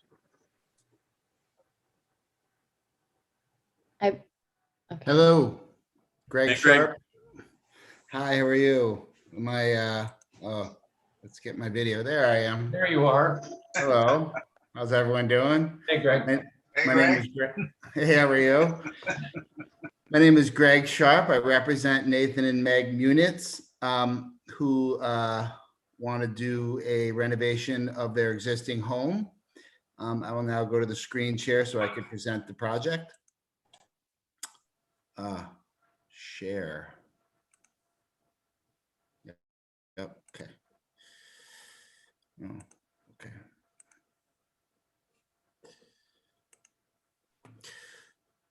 So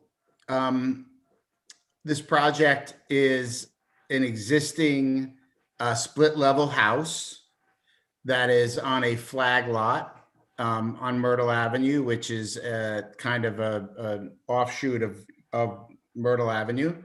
Our proposal is to reuse the existing foundation of the house, and to add a small addition to the back of the house, not changing any of the driveway, any of the access, not changing the existing swimming pool, but basically doing a complete reimagination of the existing house on top of the current foundation with an addition onto the rear of the house.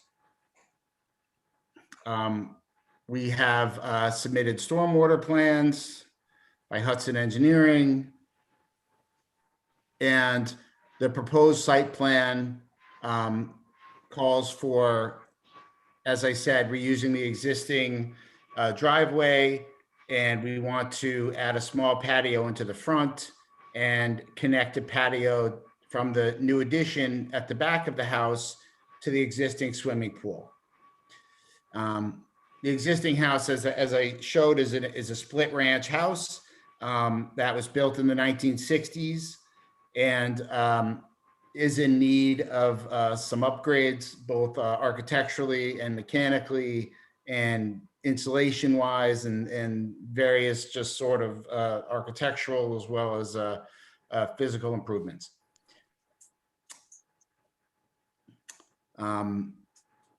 Our proposal is to keep the existing garage where it is, keep the existing basement. The new addition would be at the rear of the house. The idea is that you would still enter the house in the same exact location. I'm going to repurpose the living room. We're going to make a new master bedroom suite.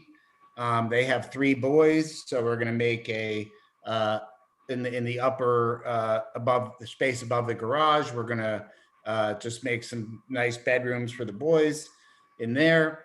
And then you're going to come in and we're going to make a new great room in the back that's going to open up onto the pool area. Once again, the house is basically sitting on top of the existing foundation, but we are adding this room onto the back of the house and a barbecue area. The house is a modern reimagination of the split level ranch. It is going to, have some clear story windows. It's going to have a some sort of like wood slat siding, some modern wood slat siding on the side. It's going to have some natural stone features as well.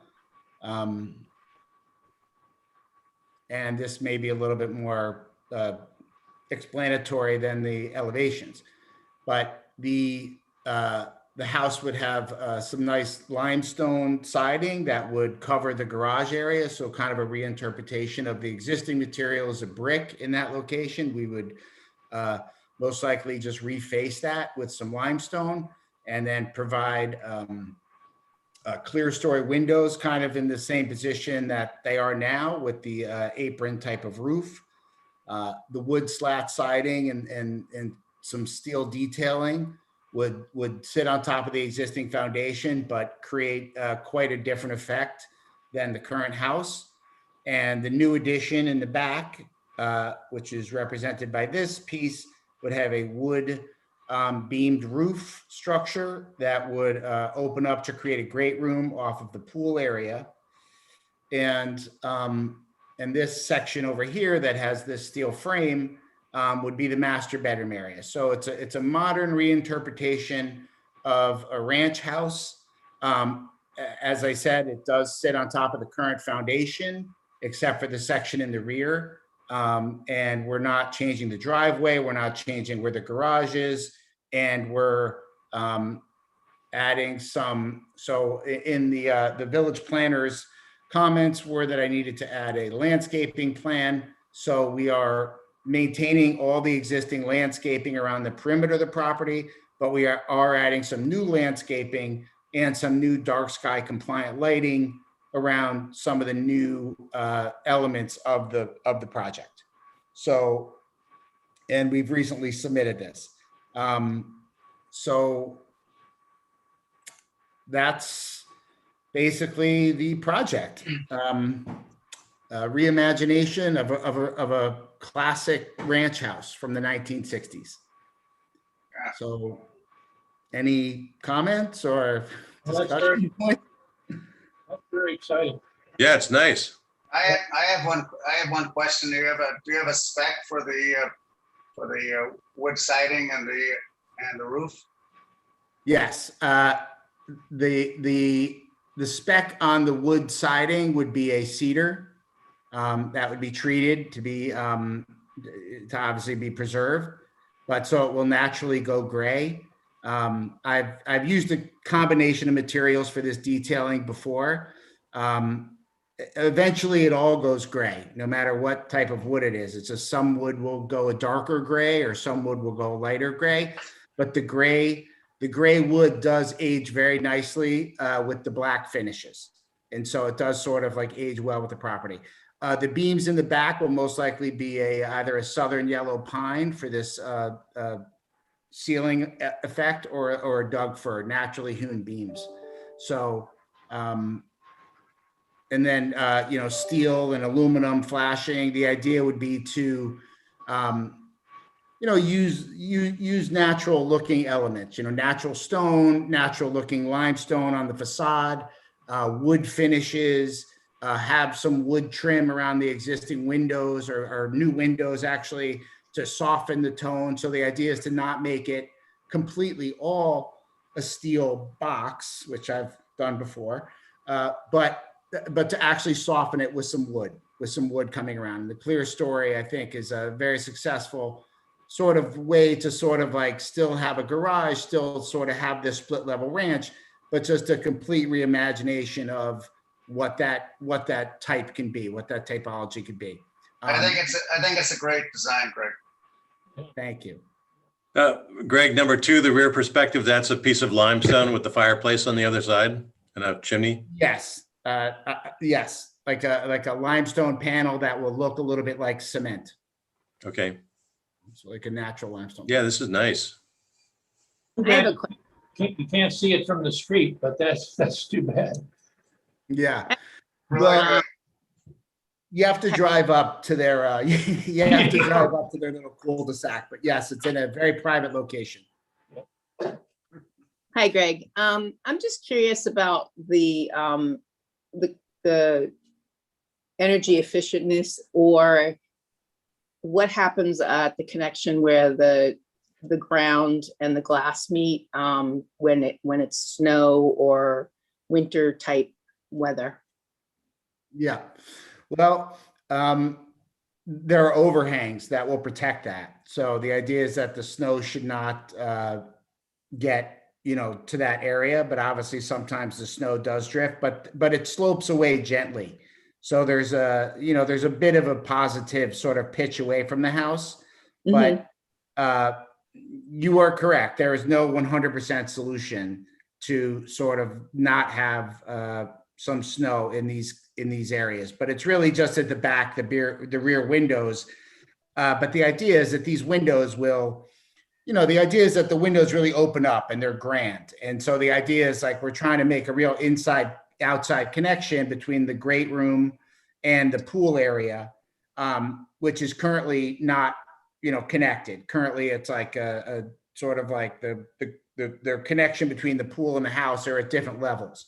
So the idea is with this, we're going to now level the great room with the pool, sort of like, making it sort of one space, but we do accommodate that with the drainage. So we'll have to have some positive drainage away from that. But the roof overhangs will have to deal with that. And then we are, I guess, obligated to do the stretch energy code as is part of the town code. So I believe that's one of the initial comments from the building inspector. So I will be sending this off to my energy rater so that he can help identify the windows. I think that, or specify the final on the windows. I was, that is something that we are planning on doing.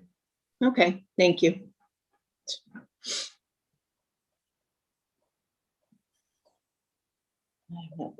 Well, I understand the privacy, but boy, it'd be great to be able to see this house.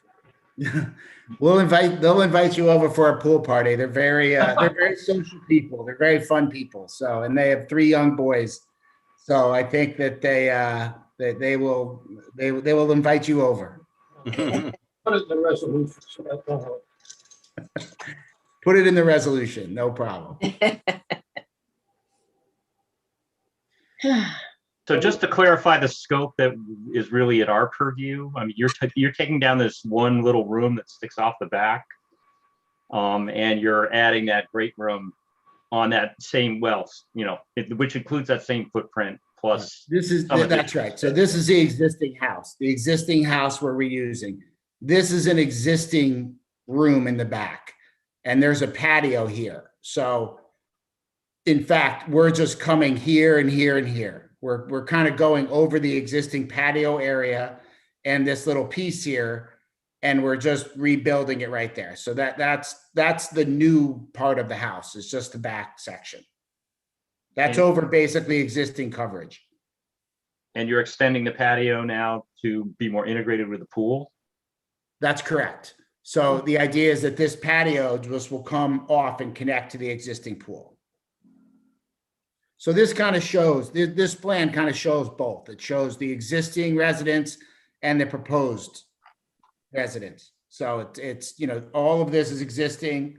So we're adding a small patio in front. So they have this beautiful tree in the front that they're preserving. The lawn is great, driveway is great. And they have this, part of the issue is that they have this very beautiful view looking back towards the town. So they have a very interesting view from the front of their house. Obviously the back of the house is private, but they have this sort of perched view showing the town and the streets and the field. And it's really interesting. So they wanted to put a little patio out here so they could enjoy that view as well. And then, the section in the rear is basically just to connect this great room in the pool, because that's how they live. They want to live in this room. This is like the common room of their house where the kitchen's going to be. And, we're moving the kitchen from that was inside the house and very small and moving it into this great room and kind of, making it like a more livable type of space and connecting it to the existing pool. So we're not changing the existing pool or the existing patio around the pool, but we are connecting to it. So we're looking at this only because of the section 352, moving a certain amount of cubic space. I don't know. We needed a zoning variance because the existing house is already non-compliant. So this house was built pre-zoning. So no matter what we did, we had to do this. So I don't know, but this was the DOB had indicated that I do need to come see you people, which I enjoy. Well, looking at the zoning table, I see you have some side yard issues and some impervious coverage issues. That's right. So we got a variance already. So you already have variances for those? Yes. So we went to the ZBA and we got a variance for those issues. That's correct. So my understanding is that this is the next natural progression to this. So basically, the existing house is already over the amount because this house was built pre-zoning. So it already does not comply. So no matter what we did, we would need a variance. It didn't matter if we just changed anything, we would need a variance, but we're not increasing the driveway. We're not changing anything with the driveway. But we are adding this section of patio and this section of patio, and just those 2 elements alone increase our lot coverage by very little. The lot coverage only increases by about 1,000 square feet. It's already non-conforming. And the reason for that is that it's an existing flag lot. So the fact is they get the full benefit of all of that coverage. But this driveway is shared by their neighbors as well. So there's 2 other houses that are connected to that existing flag lot driveway. When it goes to a public hearing, are we going to be hearing from the neighbors about all the stuff that's on their property? You know, they've already seen the plan. The neighbor has already said that they really like it. The neighbors have said they like the architecture, they like the proposal. Oh, good. And they agree that this house needs to be renovated. This house is, you know, in the perfect condition as I like to get them. I like to get them just like this because they're ready to be bulldozed. But this house is, you know, it has non-insulated windows. It does, you know, it's a 60s house. It's got 2x4 walls, you know, so we're gonna make it we're gonna modernize it, and we're still, you know, keeping it within the same size. We're not drastically changing the size, but we are drastically changing the look and the effect that the house will have. So we're trying to bring it up to the modern look, modern style. Okay.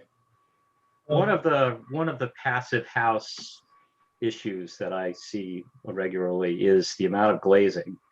That windows typically are very poor at insulation, and you've got a lot of glass here.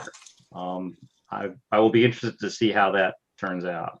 Yeah, well, I've been doing a bunch of houses. I've completed some in the Hamptons and doing a couple in Montauk and Cold Spring, and I've basically submitted to hiring an energy code person. So I now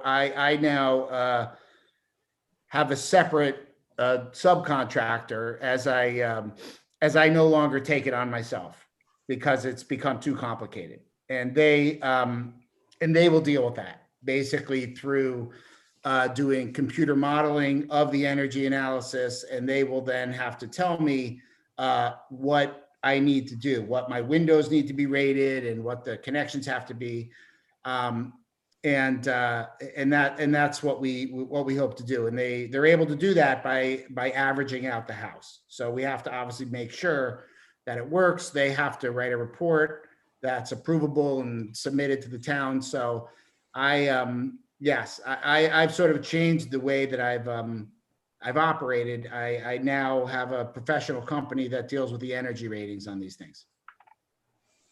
We'll get a res check, but it'll be a stretch res check. That's right. That's right. You're going to get a report, an official report by Home Energy Solutions, which is the company I use, which is one of the major energy review companies in New York. And just to be clear about the non-conforming, I guess you already have a variance, so you know what? We don't even have to visit that. Well, I think this is a very nice project. Yeah. Definitely is. Mr. Chairman, do we wait to hear about the energy or before, and that goes, the public has to see that, or can we go to a public hearing, or? Call for a public hearing next time. I'm sorry? I think we should call for a public hearing at our next meeting and hope that the energy gets in. If it doesn't, we can always go to another, if we feel we need to wait for that. Okay. Meeting for an approval. I didn't know if that was an AHRB issue or a permit issue. So we will look at it when we go to permanent, and if it does not meet the stretch code, it will not get a permit until it does. And if they have to change the windows or something major, they will go back to the AHRB or planning. I was told that we need a sprinkler system and we need a stretch energy code as a condition of our permit.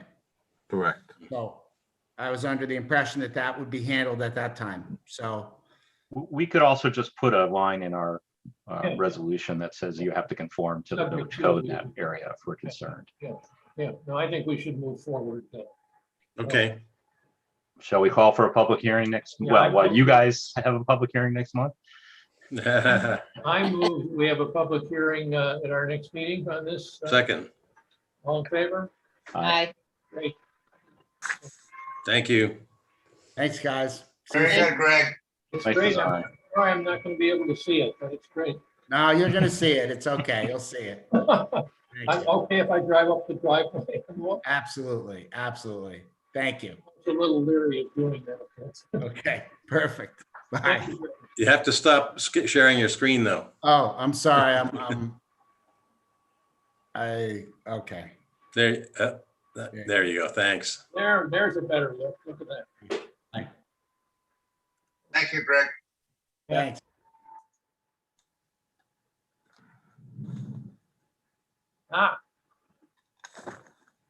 Last item.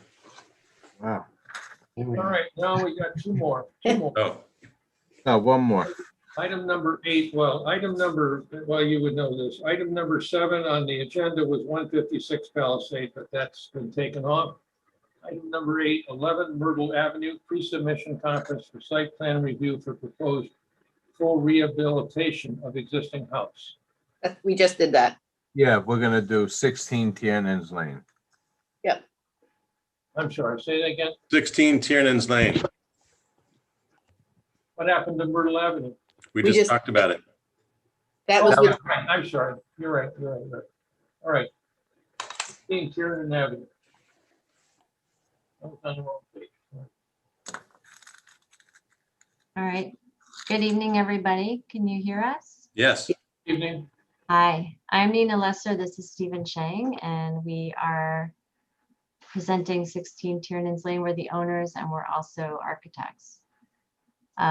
It's a small house that's existing on Tiernan's Lane. I guess we can share a screen if that's possible. Yep, there it Oh, is. you got it going? Okay. So you want to zoom into the site plan? So just to get you oriented, Tiernan's Lane is a narrow lane that comes up from Main Street, and it's a dead end. It only has 3 houses that are 3 buildings, I should say, that have addresses on Tiernan's Lane, and ours is the smallest of the 3. But it's mighty. And right now it's a small 400 square foot, 1-story single family residence. And what we're proposing is to add a 2nd story and renovate the building. So these photos that you see now are the existing building. I'm not sure if you're familiar with it. What we're proposing is to keep the same footprint, no increase. We already went through the zoning board and got variances for our setbacks, so that's already been approved. And take the same footprint and just renovate the basement, 1st floor, and add a 2nd floor and a roof deck. So if we go to the, Take a look at the survey first. sure. So we have the 2 surveys here. One is the topographical survey. One is the site survey. We're not making any changes to the grade. There's no change in impervious surface. Like I mentioned, it's the same footprint, same site, no change in that respect. If you go to the next one, you can see here that the drawing on the left-hand side is the existing house on the site, and the drawing on the right-hand side is the proposed. We do have, I should go back for a second, that small hatched area that we're pointing out right now is 11 square feet, and we are adding that small portion to the footprint. That's the only area that's actually as of right within the setbacks. Otherwise, it's the same footprint as the existing building. You want to go to the next plan? This is the demolition plan for the existing building. We are removing this existing stair, which is the hatched area, and putting in basement area there to be used. And we're flipping, well, you'll see in the proposed plan. On the 1st floor, we're basically gutting that interior space. As you can see there, all the dashed lines. And then the roof will be removed completely from the building. These are elevations of that existing house, which you saw the photos of a minute ago. And then these are the proposed plans. So maybe zoom into the basement. Oh, okay, we can do, this is the 1st floor plan, which is essentially the main level. It's actually a few feet above grade at the entrance, which is the same as what it is now. So the 1st floor level is at the same level as the 1st floor now, but we're moving the entrance, which is currently on the rear of the house, to the front of the house on Tiernan's Lane. And then you come up a few risers, and then you're on the main level. It'll be one big room with the kitchen and a living space, and then steps out to the backyard. There's a staircase in that lower left-hand corner that will take you down to the basement and also up to the upper level. So here you can see the basement plan, which is one room, which could be used as an office, and a small mechanical space for the new mechanical equipment. And then if you go up the stairs to the upper level, there's a bedroom and one bathroom. So it's just a 1-bedroom, 1-bath house with the kitchen and living space. And then you can continue up the stairs and arrive at a roof deck, which will have some fabulous views of the river, and should be quite nice. I think you can skip to the elevations. So here are the proposed elevations for the project. You can see that stair area has the majority of the glass. So you'll get light from the north and south in the stair. And then the only other really significant windows are facing, I'll call it west, but facing the river. It's not exactly west, which would have large windows in the living space and also in the bedroom above, and then an additional window in the basement area.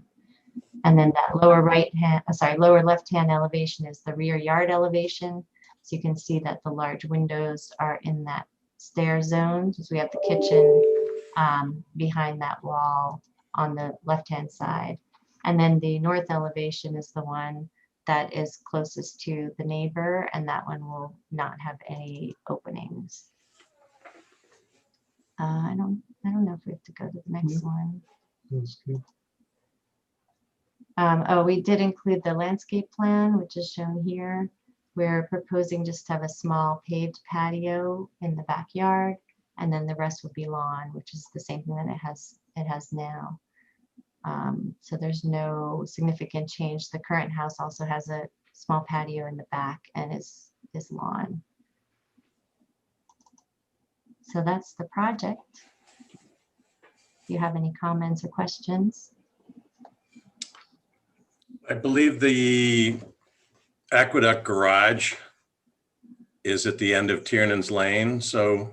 Yes, that's correct. You can see, in this aerial photo, you can see that green shed that's for the aqueduct equipment is right at the top. Right. Yeah. Yeah. I was just wondering if in the east elevation, whether it would impact the view from the aqueduct, but it doesn't look like it. Yeah, you actually cannot see the house from that point. Yeah, looks like it's just heavily treed. It's heavily treed, and that green storage building is high enough, and our house is actually downhill a bit from the aqueduct, so you really can't see it from that point. Is the house as tall as the house just to the west? The proposed?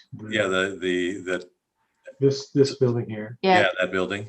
The proposed is actually, well, it's 30 feet. Well, it's a little less than 30 feet, which is our maximum. I think we're at 29.6. And if you looked at it in elevation, I think it's about the same as the highest point on those sloped roofs. Okay, thanks. Yeah. That other one looks really big from here. Well, the other two, the one that we're pointing out right now, right next to us, and also the one across Tiernan's Lane, those are both multifamily. Oh, and then there's one small house just down the street, which is another single family.